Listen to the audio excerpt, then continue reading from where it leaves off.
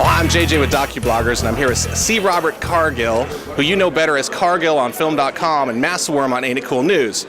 Now, of course, it's early in South by, but we'd like to get some tips here on what films we should see right now. What have you seen? Well, what I've seen that's really great is Moon, which is the new film by Duncan Jones, who is the son of David Bowie.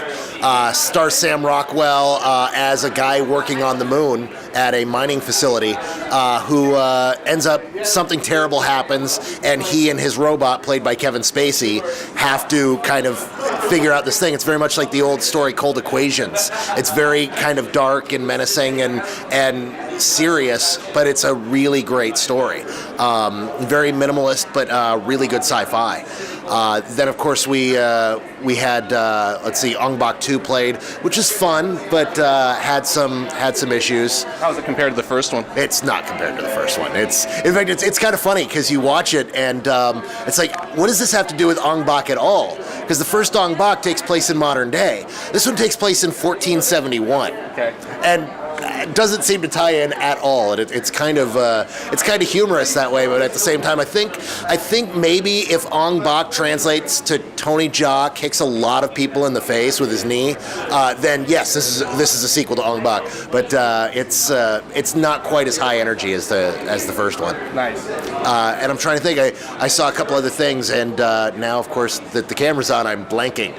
So no problem. But Moon is the best thing that I've seen since I've been here. It's really good. Excellent. Well, obviously, it's a geek dream everywhere to either get paid to play video games or to watch movies. How does one get to do that job? I don't know. I'm still trying to figure that out. We get paid. No, it's actually the average that I found out in talking to people is you have to write for free on the internet for 5 years before you end up getting a paying gig. The trick to it is just to keep writing and to find something interesting to say, to where somebody says, "Hey, I really want you to say something interesting on my site," and then just keep plugging away at it. In order to do what I do, I work for 3 different sites, but I get to do this for a living and not have to have a day job. So that's pretty much how you do it. You just plug away at it until somebody notices you. How many movies would you say you get to see a month? A month? Well, in theaters, anywhere between 15 and 20 generally. But when you add DVD in, I watch 30 to 50 movies a month easily. Incredible. Can you touch upon how the internet has changed movie criticism as a whole? Well, it's changed the whole news system as a whole, because what you have now is back in the day, editors decided what was talked about, what angles were taken, and who shared those opinions. Now that the internet allows people to read what they want to read, and they can read from anywhere, criticism has changed to the point to where people are reading what connects with them. No longer do you have a lot of stuffy film critics who don't really connect with the audiences. Now you have a lot of critics that are the audiences. You have people like me that try to be funny. You have people who really try to tell stories with their reviews and try to relate the experience. I myself, I would never be able to write what I write for a newspaper, not just because I tend to sway into profanity or anything like that, but because I like to write spoiler-free reviews.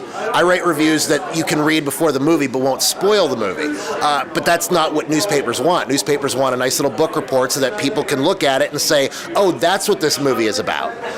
That's one of the other things that's changed, is we don't have to, as critics, give plot synopses as much as we used to, because now anyone who has access to the internet can see the trailer right away.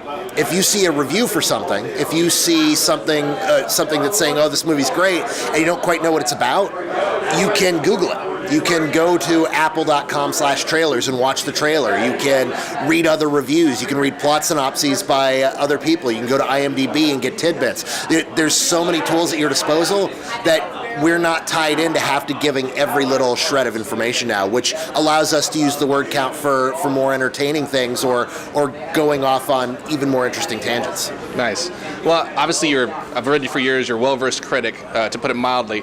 What would you consider your favorite worst movie at this point?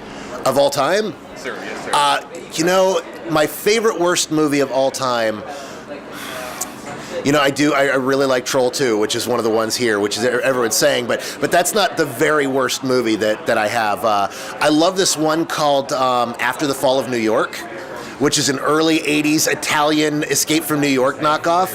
It's terrible, but it's beautifully terrible in all the best ways. I just watched something last night. I was up late. I couldn't sleep. There were no screenings. So I watched this incredible movie that's on Hulu right now called Robot Holocaust, which is one of the worst things I've ever seen in my life. It has narration to explain exactly what you see on screen. It's quite literally, you see these guys kind of sneaking up on our heroes, and you hear the narrator go, and then the mutants came from the tunnel to spy on our hero. And it's like, are you kidding me? It's beautiful. When you get a chance later tonight, it's called Robot Holocaust. It is one of the most beautifully terrible things ever. I'm considering ordering the VHS, the only way it's available, from Amazon, just so I could show a room full of people just to see their reaction. I'm sure we're all going to thank you for that tip later.